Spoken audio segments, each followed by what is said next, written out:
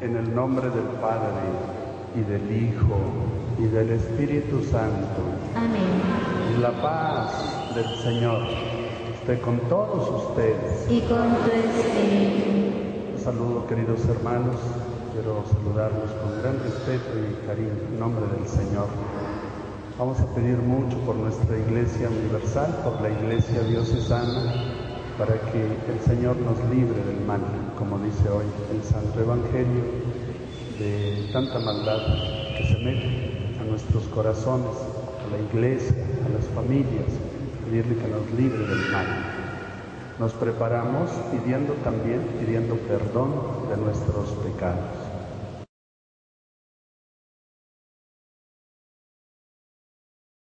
Lectura del Santo Evangelio según San Mateo. En aquel tiempo Jesús propuso esta parábola a la muchedumbre. El reino de los cielos se parece a un hombre que sembró buena semilla en su campo. Pero mientras los trabajadores dormían, llegó un enemigo del dueño, sembró cizaña entre el trigo y se marchó. Cuando crecieron las plantas y se empezaba a formar la espiga, apareció también la cizaña. Entonces los trabajadores fueron a decirle al amo: Señor, ¿que no sembraste buena semilla en tu campo? ¿De dónde pues salió esta cizaña? El amo le respondió: de seguro lo hizo un enemigo mío. Ellos le dijeron: ¿quieres que vayamos a arrancarla? Pero él les contestó: no sea que al arrancar la cizaña arranquen también el trigo.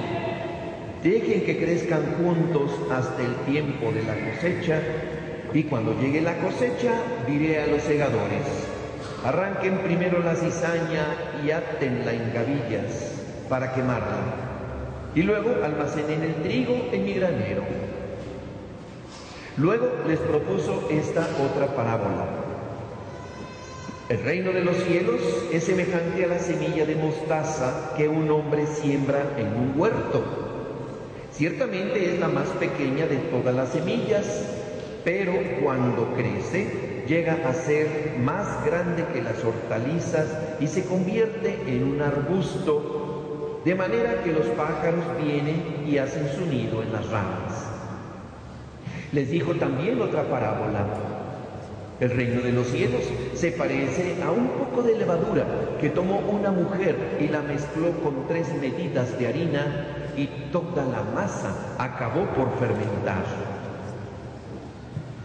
Jesús decía a la muchedumbre todas estas cosas con parábolas, y sin parábolas nada les decía, para que se cumpliera lo que dijo el profeta: abriré mi boca y les hablaré en parábolas, anunciaré lo que estaba oculto desde la creación del mundo.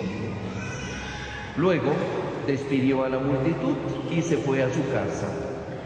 Entonces se le acercaron sus discípulos y le dijeron: explícanos la parábola de la cizaña sembrada en el campo.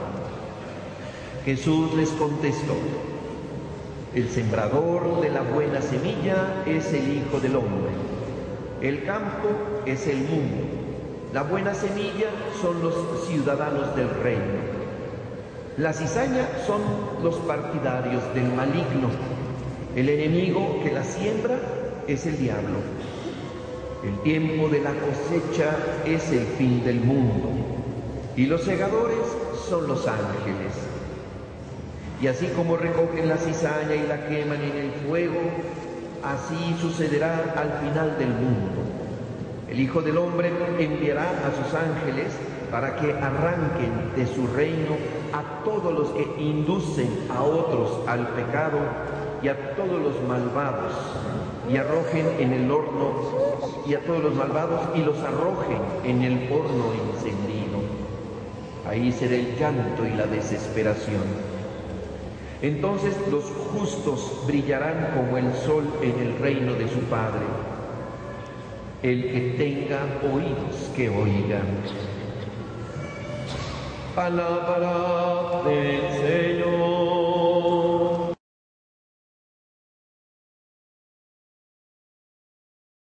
Kalon sperma, cizaña. Buena semilla, no cizaña. Queridos hermanos, yo quisiera junto con ustedes recoger esa expresión de la parábola, o sea, palabra de Jesús. Los ciudadanos del reino, los discípulos, los fieles, en la expresión de Jesús, son catalogados, son llamados kalos sperma, buena semilla. A veces nuestra vida será modesta, porque también entre las plantitas hay niveles, unos ya crecieron mucho, otros van más despacito, unos tuvieron ventajas, otros desventajas, y puede haber un poco de diferencias, pero al final nuestro Señor a sus discípulos los llama kalos sperma, buena semilla. Suerte que se aparece la cizaña, nuestro Señor sabe lo que tiene. A mí me llena de gozo Cristo sabe lo que tiene, sabe de qué son capaces sus fieles, sus discípulos. Jesús sabe de qué es capaz Dios cuando tú hiciste una opción por el Evangelio, por el reino, por las cosas de Dios. Tendrás muchos problemas y desventajas y crisis, pero Él sabe, Él puede y Él quiere en su momento intervenir oportunamente para tu bien. Consolémonos todos nosotros por la misericordia infinita de Dios. Estamos llamados a ser semilla buena. Estamos llamados a resistir tanta maldad. Vemos cómo desde el libro de la sabiduría se nos habla de cómo pues hay peligros, hay actitudes muy malas. En cambio Dios, me gusta esto, Dios cuida, es cuidadoso. Como que se nos ha olvidado ser cuidadosos. No se nos olvide, hay que cuidar, a ver, las cosas, hay que cuidar la casa, hay que cuidar nuestra propia persona, hay que cuidar nuestro corazón.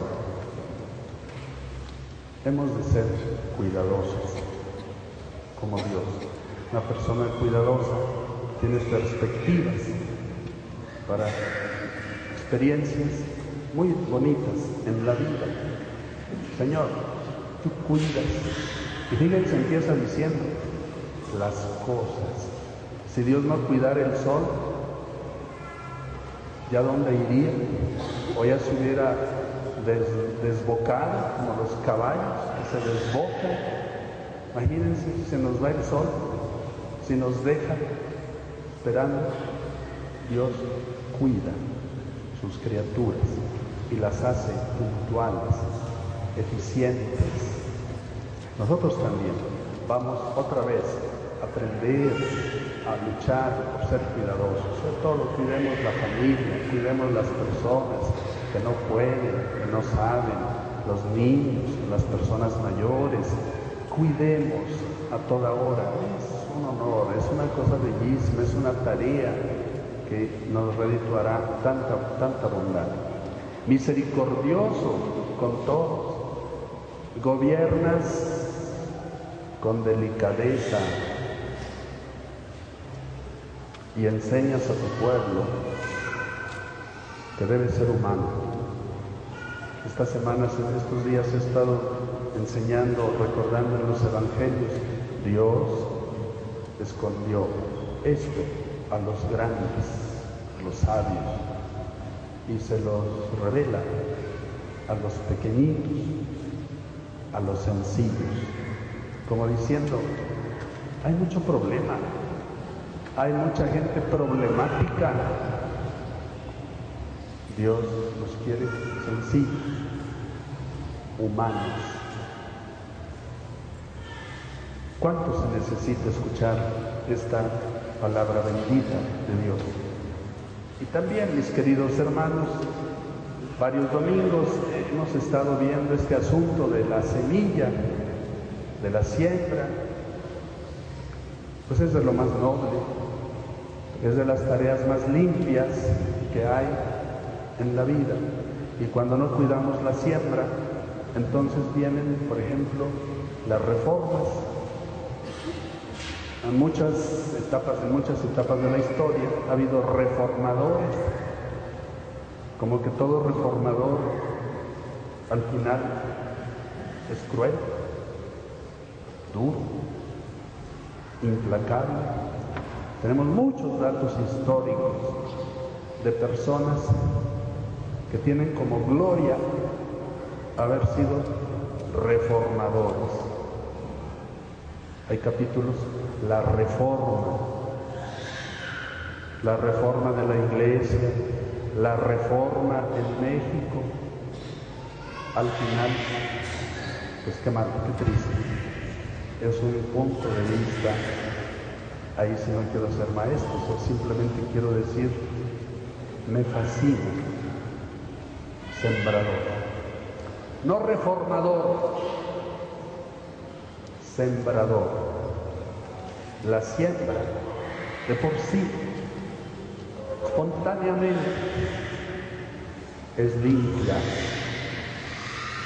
está llena de virtualidades, está llena de Dios. Ahí no te equivoques. Hoy, por ejemplo, es una verdad casi absoluta que no conviene, no vale la pena sembrar. Y ven, el campo en México se está erosionando, se está dañando, porque hay voces que dicen, no está bien sembrar, no costea sembrar, como si la siembra dependiera de paradigmas económicos. No es la economía la que debe regir, bueno, sobre todo a los fieles, a los que tienen otra matemática, otro sistema de vida, no el económico. Si nos vamos a ajustar a las reglas de la economía, pues vamos a hacer una cadena infinita de injusticias y de mentiras. Nosotros creemos en la bondad del bien, en la bondad de las obras, en la bondad de las actitudes.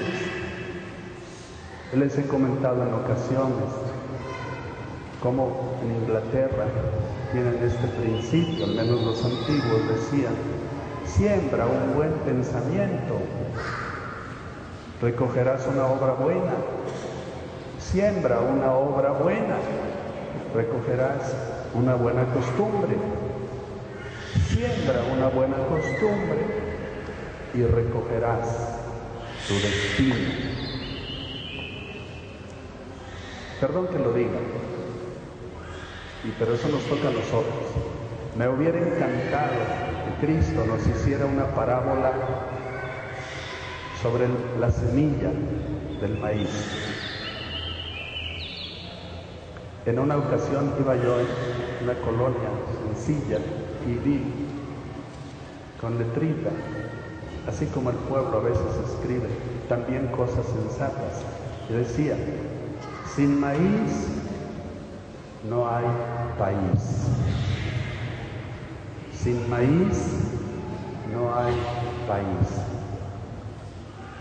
La semilla del maíz en México ha hecho prodigios. Es todo un universo alimenticio, delicioso. Yo les aseguro que no acabamos de enumerar todos los productos, todos los platillos que salen del maíz. A mí me gusta comparar el maíz con Cristo. Cristo nuestro Señor es la semilla más fecunda, prodigiosa, benéfica para el mundo. Jesucristo, granito de maíz. Jesucristo, principio de vida. Jesucristo, fuente deliciosa que nos alimenta y que nos sostiene. Cuánta enseñanza, pues, mis queridos hermanos, siempre nos ofrecerá el Evangelio. La historia hoy ha mostrado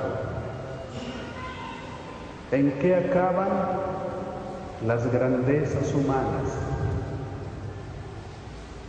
Díganme alguna grandeza humana.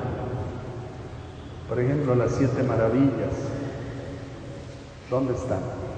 Pues hoy deterioradas o desaparecidas. Y así, los imperios, aquellos sistemas militares que tuvo la historia, aquellos personajazos con todo su gloria y esplendor, ¿dónde están? La historia dice, ya no están. La ciencia, hoy, la ciencia nos dice igualmente que hay todo un universo inmenso, divino, en lo más pequeño. Ahora la ciencia se fue, no al granito de mostaza, la ciencia se ha ido al átomo, al embrión, y ha descubierto que del universo de lo pequeño surge algo maravillosísimo, o delicioso, o clave. Piensen las células.